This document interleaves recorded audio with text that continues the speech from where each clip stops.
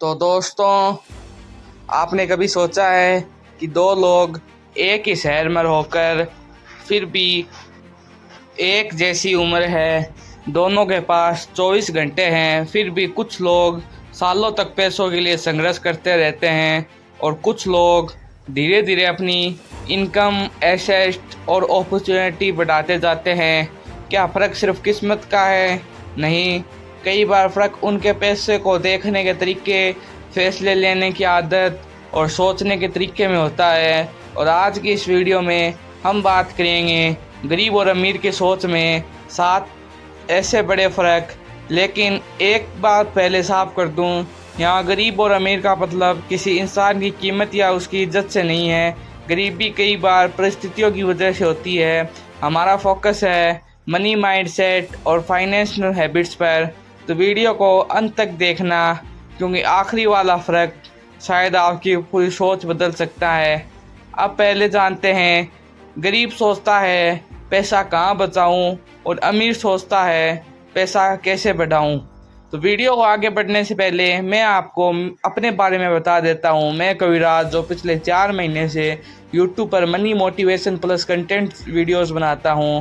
तो अब आगे जानते हैं, पैसे को देखने का नज़रिया ही सबसे बड़ा फ़र्क है। बहुत से लोग जो पैसा कमाते हैं तो उनका पहला सवाल होता है, मैं इसमें से कितना खर्च कर सकता हूँ, या फिर इस महीने कितना पैसा बचाना है। बचत करना गलत नहीं है, लेकिन सिर्फ बचत पर फोकस करने से आपकी इनकम अपने आप नहीं बढ़ती। दूसरी तरफ ग्रोथ माइंडसेट वाला इंसान पूछता है, मैं अपनी इनकम बढ़ाने के लिए क्या कर सकता हूँ। मान लीजिए 2 लोगों की इनकम 30,000 रुपये महीना है।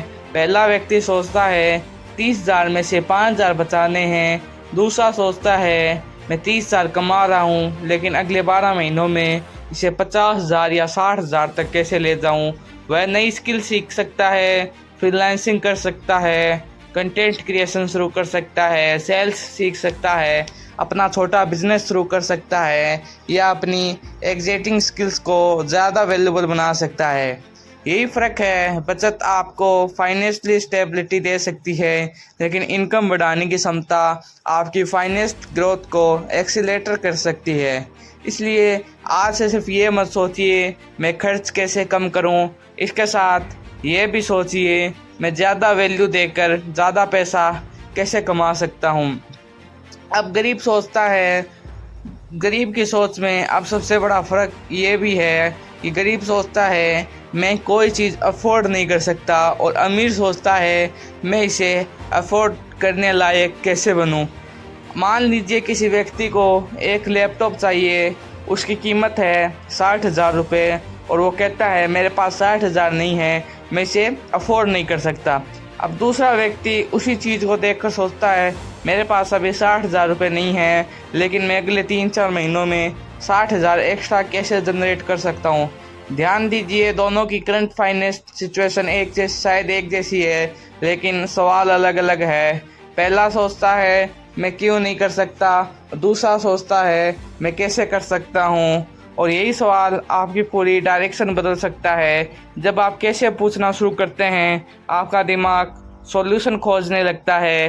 लेकिन इसका मतलब ये बिल्कुल नहीं कि हर महंगी चीज़ खरीदने के लिए कर्जा ले लो। नहीं, यहाँ बात प्रॉब्लम सॉल्विंग माइंडसेट की है। अगर कोई चीज़ वास्तव में ज़रूरी है और आपके करियर या बिजनेस में वैल्यू जोड़ती है, तो सवाल ये होना चाहिए इस चीज़ को खरीदने के लिए मैं अपनी अर्निंग कैपेसिटी कैसे बढ़ाऊँ। यही माइंडसेट आपको कंज्यूमर से क्रिएटर की तरफ ले जाता है।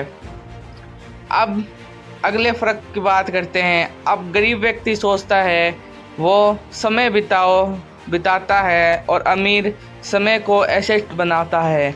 तीसरा फ़र्क यही है कि टाइम की वैल्यू का पैसा खोने के बाद वापस कमाया जा सकता है, लेकिन समय वापस नहीं आता। एक एवरेज इंसान अपने खाली समय में क्या करता है? कुछ घंटे स्क्रॉलिंग, कुछ घंटे एंटरटेनमेंट, फिर सोशल मीडिया, फिर दोस्तों के साथ रैंडम बातें, और दिन ख़त्म। अब सोचिए अगर वही व्यक्ति रोज़ सिर्फ 2 घंटे किसी वैल्यूबल स्किल पर लगाए, 365 दिन में लगभग 730 घंटे अगर कोई व्यक्ति एक ही स्किल पर लगाए, तो वह उस स्किल में काफ़ी आगे जा सकता है, जैसे video editing, sales, coding, digital marketing, communication, copywriting, design या कोई ऐसी स्किल जिसकी मार्केट में डिमांड हो।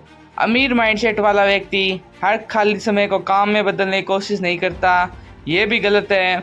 वह आराम भी करता है, लेकिन उसे पता होता है कि हर घंटे की अपॉर्चुनिटी कॉस्ट होती है। अगर आप 1 घंटे इंस्टाग्राम पर स्क्रॉल कर रहे हो तो उसी घंटे में आप कुछ और कर सकते थे, यही अपॉर्चुनिटी कॉस्ट होती है। इसलिए अगली बार जब आप बोले मेरे पास समय नहीं है, तो अपने पिछले 24 घंटे देखिए, आपके पास समय था या आपका समय दूसरी चीज़ों ने ले लिया। अब अगला फ़र्क आता है, गरीब सोचता है पैसा खर्च करने के लिए है और अमीर सोचता है पैसा एसेट बनाने के लिए भी है। चौथा फ़र्क एसेट और लाइब्रेरी की समझ ही है। मान लीजिए आपके पास 1 लाख रुपए हैं, आप उसे एक ऐसी चीज़ खरीदते हैं जो आपको हर महीने पैसा कमा कर देती है, या आप पैसा ऐसी चीज़ में लगाते हैं जिसकी वैल्यू समय के साथ बढ़ सकती है या जिसे इनकम जनरेट हो सकती है। ये एसेट की दिशा में सोच है, लेकिन अगर वही 1 लाख ऐसी चीज़ों में चला गया जिनका मेंटेनेंस खर्च लगातार आता है और इनकम जनरेट नहीं होती, तो फाइनेंशियल प्रेशर भी बढ़ सकता है। अब इसका मतलब ये नहीं कि हर लग्जरी चीज़ बुरी है। आप अच्छी कार खरीद सकते हैं, अच्छा फ़ोन खरीद सकते हैं, अच्छे कपड़े पहन सकते हैं, लेकिन सवाल ये है कि आपकी लाइफस्टाइल आपकी इनकम से आगे निकल गई है। कई लोग 30,000 कमाते हैं लेकिन 50,000 वाली लाइफस्टाइल जीने की कोशिश करते हैं, फिर क्रेडिट कार्ड, EMI, फिर लोन और फिर पूरा महीना सिर्फ पेमेंट्स में चला जाता है। इसके उल्टे फाइनेंशियली डिसिप्लिन व्यक्ति सोचता है मैं अपनी फाइनेंशियल फाउंडेशन मजबूत कैसे करूं, इमरजेंसी सेविंग करता है, वो स्किल डेवलपमेंट करता है, इन्वेस्टमेंट अपनी रिस्क कैपेसिटी के हिसाब से, बिजनेस या इनकम जनरेट अपॉर्चुनिटी, और उसके बाद लाइफस्टाइल अपग्रेड भी करता है। याद रखिए, अमीर दिखना और फाइनेंशियली स्ट्रॉन्ग होना 2 अलग चीज़ें हैं। अब अगला फ़र्क आता है, वो होता है कि गरीब सोचता है, गरीब रिस्क से डरता है और अमीर कैलकुलेट रिस्क लेना जानता है। बहुत से लोग रिस्क को 2 हिस्सों में देखते हैं, या तो बिल्कुल रिस्क मत लो या फिर एक दिन में अमीर बनने के लिए बहुत बड़ा रिस्क ले लो। दोनों गलत हो सकते हैं। फाइनेंशियली स्मार्ट माइंडसेट कहता है कैलकुलेटेड रिस्क लो, मतलब पहले रिसर्च करो, डाउन साइड समझो, कितना नुकसान हो सकता है, कितना पैसा खोने की क्षमता है, अगर प्लान फेल हुआ तो प्लान बी क्या है। मान लीजिए आप बिज़नेस शुरू करना चाहते हैं, आप अपनी पूरी सेविंग एक अननोन बिजनेस में डाल देते हैं। यह ज़रूरी नहीं कि ये स्मार्ट रिस्क हो, लेकिन अगर आप पहले छोटा एक्सपेरिमेंट करते हैं, कस्टमर की ज़रूरत समझते हैं, मार्केट टेस्ट करते हैं और फिर धीरे धीरे स्केल करते हैं, तो आपको ज़्यादा रिस्क कंट्रोल्ड हो सकता है। इसी तरह इन्वेस्टमेंट में भी जल्दी पैसा दोगुना करो जैसी सोच आपको गलत फैसलों की तरफ ले जा सकती है। इसलिए याद रखिए, रिस्क लेना ज़रूरी नहीं, रिस्क को समझना ज़रूरी है। अब सोच का फ़र्क आता है, वो होता है कि गरीब दूसरों को देखकर खर्च करता है और अमीर अपने लक्ष्य को देखकर खर्च करता है। आपने देखा होगा किसी दोस्त ने नया आईफोन लिया, आपको भी चाहिए, किसी ने नई बाइक ली, आपको भी चाहिए, किसी ने ब्रांडेड क्लोथ्स खरीदे, आप भी खरीदना चाहते हैं। सोशल मीडिया ने इस प्रॉब्लम को और बड़ा कर दिया है, क्योंकि वहाँ लोग अपनी ज़िंदगी का बेस्ट 5% दिखाते हैं और हम उसे देखकर अपनी पूरी ज़िंदगी कंपेयर करने लगते हैं।